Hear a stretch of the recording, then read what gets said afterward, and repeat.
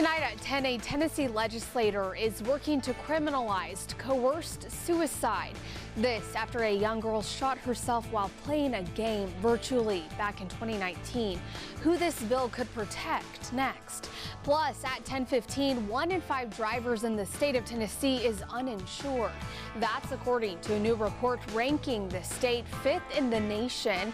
Why people are taking a big risk. Coming up. Then at 10:30, in an exclusive interview, Blount County native Senator Lamar Alexander sits down with us to talk about legacy, leadership, and lessons for the next generation of politicians. Live from Knoxville, you're watching Fox 43 News at 10. Good evening, everyone. Thanks so much for watching Fox 43 News at 10. I'm Shay Smith. Let's start off with a live look outside. Definitely seeing some clouds out there, but so much clearer than earlier today with all of that rain. And although it was rainy, it sure shaped up to be a beautiful late afternoon and evening. Chief Meteorologist Todd Howell joining us now. And Todd, we are just another day closer to even more beautiful weather coming up. Absolutely, Shay. You know what? Today we got a preview. This afternoon, those skies cleared off some after a very soggy this time last night. We were seeing some of those soaking rains moving in and early this morning, but cleared off nicely. Right now, we're looking at a partly cloudy sky. Now, here's what's interesting. We're partly cloudy here in East Tennessee with cooling temperatures.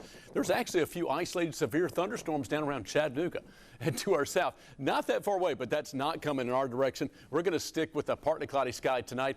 50 degrees is our current temperature. Winds are out of the north at 10 miles per hour. We've had a cool front that went through our region earlier, so we're behind that front with a northerly breeze, and we'll see those temperatures cooling on down to near 40 degrees in the morning. Matter of fact, look to the north, 39 in Maynardville and La Follette, noticeably cooler than even what we're seeing in Knoxville. Lenoir City at 50 degrees, Oak Ridge 48, Crossville 46. Our 12-hour forecast, lows near 40 degrees, partly cloudy. We will likely see some dense fog in the morning first thing, then we'll see the sunshine later tomorrow morning. So here's what we're seeing. Again, we've got a partly cloudy sky, but widen out. Look at that, some scattered thunderstorms around Chattanooga down toward Birmingham and Atlanta. Again, we'll have fog early in the morning. That will give way to a mostly sunny and pleasant Friday. Coming up, I got your full weekend forecast. Let's go back to you, Shay. All right. Thanks, Todd. Well, a Tennessee lawmaker has filed a bill to criminalize coercive suicide. Leading up to this, Tennessee Representative Ryan Williams has been working with the family of 19-year-old Grace Ann Sparks. Back in 2019, she shot herself at the prompting of a man in Indiana who watched her take her own life while online. The judge who sentenced the man to 2 years in prison in May of 2022 said a longer sentence would have been more appropriate. Reporter Alana Mutnick spoke with the mother of that young woman and updates the state of the bill named in her honor. Alana. Yeah, Shay, coerced suicide in Tennessee is not illegal, meaning there's no statute that explicitly criminalizes assistance through speech or digital messages. House Bill 1951 would create a Class D felony of offense of coercive suicide, which includes intentionally encouraging another person to commit or attempt to commit suicide within a certain time frame.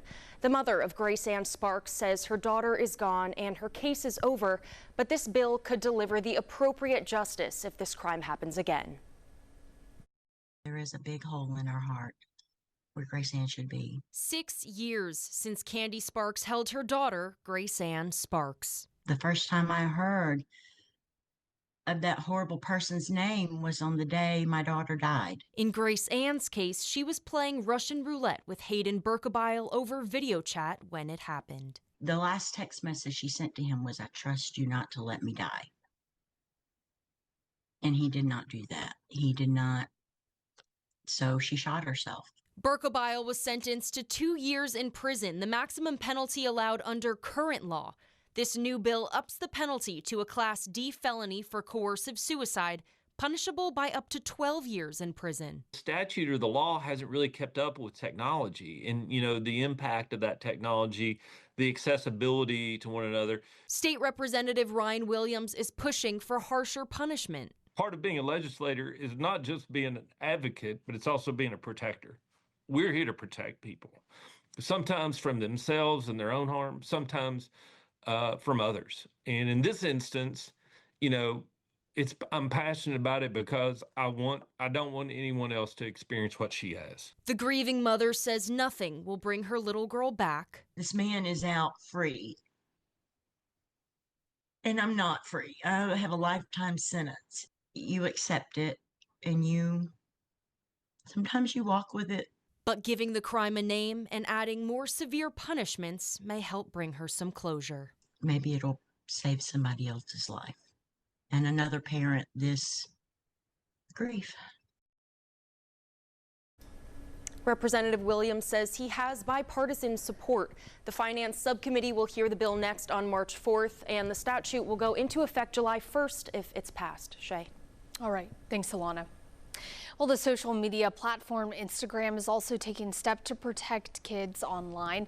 Parent company Meta says it is adding new safety features for when teens repeatedly search for suicide or self-harm terms.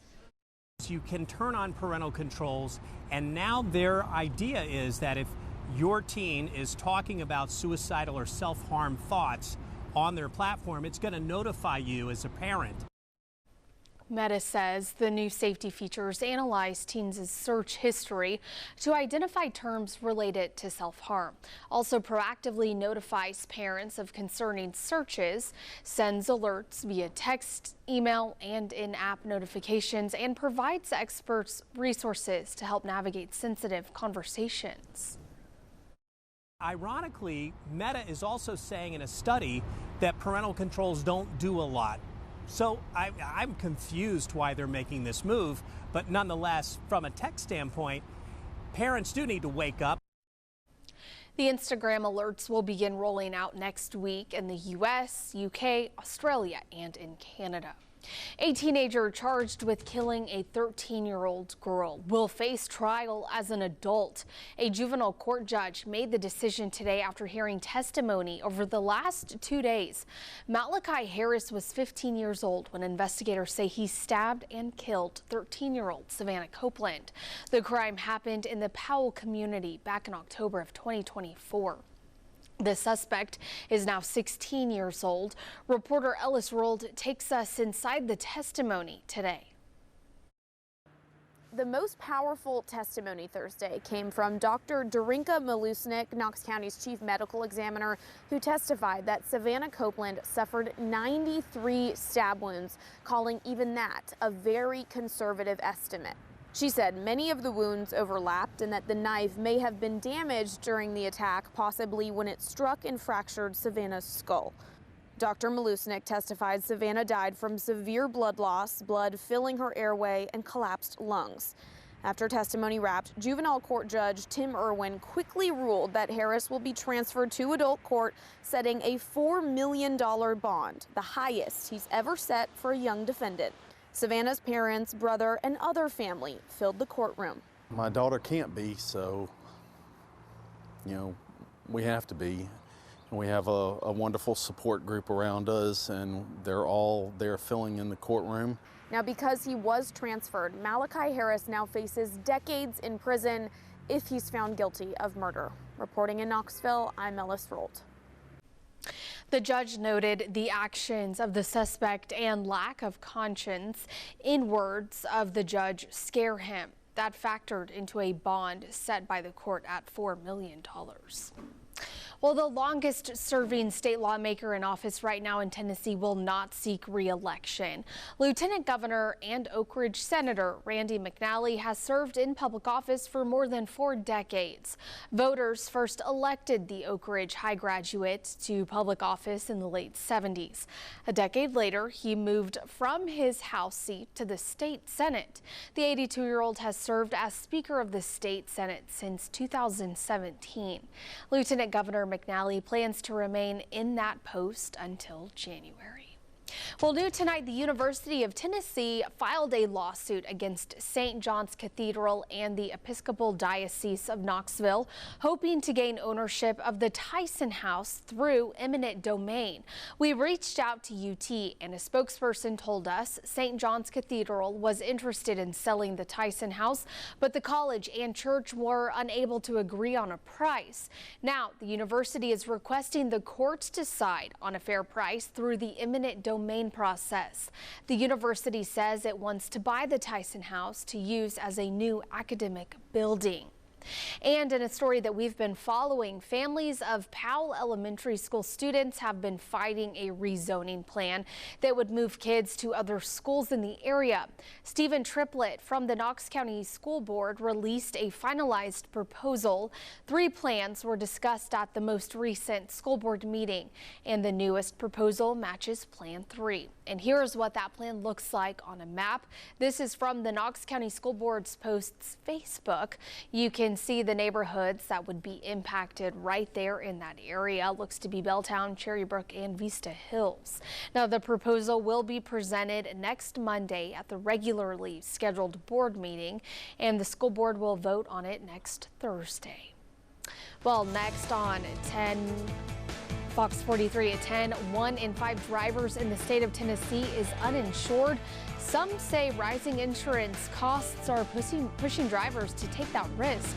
Why this has become a problem across the state. Next.